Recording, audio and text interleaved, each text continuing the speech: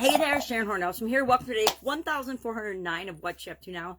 Today we're going to cozy up to the Grand Inquisitor. What the heck does that mean?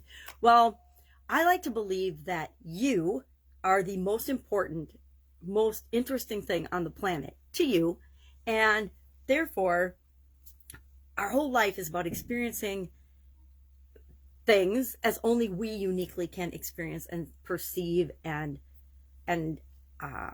I guess the words experience them, right? Only we can. So I like to use myself as my own science experiment. I like to test things out and try them on me before I share them with other people. So that led to a tool I called the Grand Inquisitor that we're using for the challenge today. Get Up and Go Challenge, day 8 of our 10th 30-plus day Get Up and Go Challenge since COVID began. And the Grand Inquisitor helps us to investigate, look into something, normally something that we do, or to inquire as to something about ourselves and how we tick, what makes us work. And so we're asking questions about our change process, how we initially experience change, what we feel, what we think, what our emotions are, what our beliefs are about change. And we want to just list all those things out. And then tomorrow we're going to change our reaction. So today is about your change reaction. Tomorrow's about changing your reaction to a more empowering, better way of dealing with changes and challenges and setbacks and obstacles and whatever you call them, failures, whatever you call the experiences we have that are less than happy and positive, or sometimes change is happy and positive, right? I've probably had more positive changes in my life than I've ever had negative changes in our life. It's just that the negative changes move us to action much more quickly than the things we perceive as positive changes. So the Grand Inquisitor is our tool today, and we're looking at our way of dealing with changes and challenges right now. And then we're going to change that through the rest of the challenge to make it the best possible process for each and every one of the people participating in the challenge, including me, so it's a continually improving automated process that helps us deal with changes and challenges as easily as breathing without having to consciously think about the steps that we go through. It's a simple 4-step process, but if we can install it in our subconscious, just like breathing, just like blinking, things like that, so it's automatically dealt with, unless it's something so big it requires our conscious attention. So little changes, I mean, we are always experiencing changes and challenges, right? But the little ones, we want to just be handled automatically and so that we don't have to consciously think about it. And then when something big like COVID or our job or a relationship or an illness or something comes down the pipe where we have to consciously apply the process, we can do that, but we don't have to spend our time and energy always consciously thinking about everything that happens to us. And just imagine if we had to think about every time we blinked or every time we took a breath or every time our heart beat, we would be in big trouble, right? That would take all of our conscious attention. Our conscious is just a teeny tiny part of our brain and our mind and our function. So we want to reserve that for the things that are really, really important to us. So that was our Get Up and Go challenge today.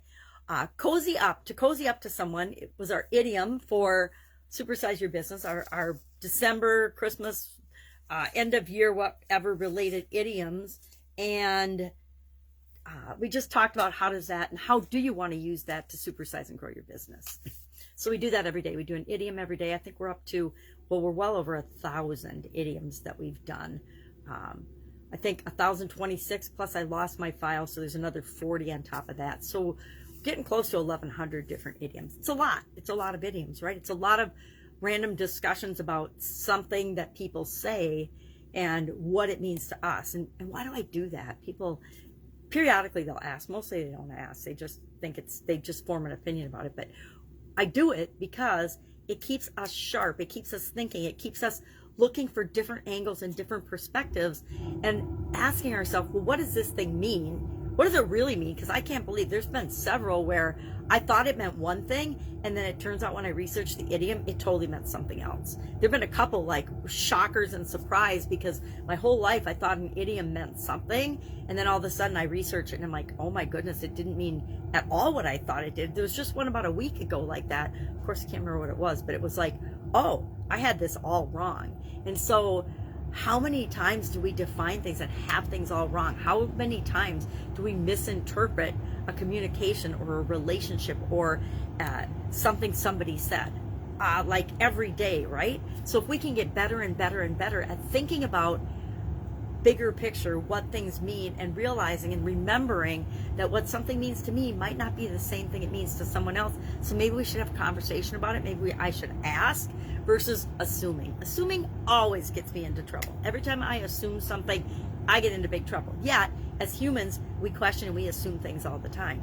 And if I can remind myself daily to not make an ass out of myself by assuming, I'm going to do that. So to cozy up to someone was one today. Our annual income, obviously thinking about end of the year stuff. Our annual challenge is to do one thing every day that centers us. I'm calling it All About You Challenge, because it's all about us getting to know ourselves better. It's the beginning of a 2-part sayings day about things that we like and dislike in common with the people we hang out and we are friends with. How many of us are friends with people because we have a lot of things in common? We like the same things, we dislike the same things, and so that's what today and tomorrow are all about in our annual challenge. Today was about the things that we like in common, and tomorrow we're going to talk about the things that we dislike, because a lot of times people are brought together and form relationships based on a common enemy, a common villain, a common thing that they stand against, a common cause.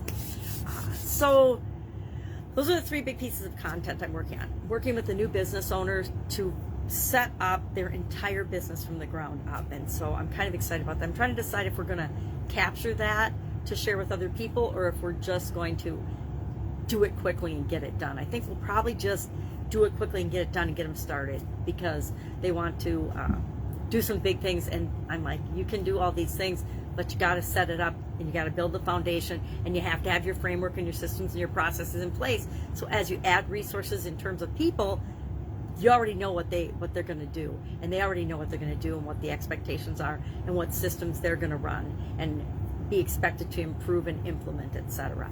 Can't just throw people at a project and say, have at it. You can, but you're going to get a lot of chaos that you don't need to have if you just put a few key pieces in place to guide people through the process.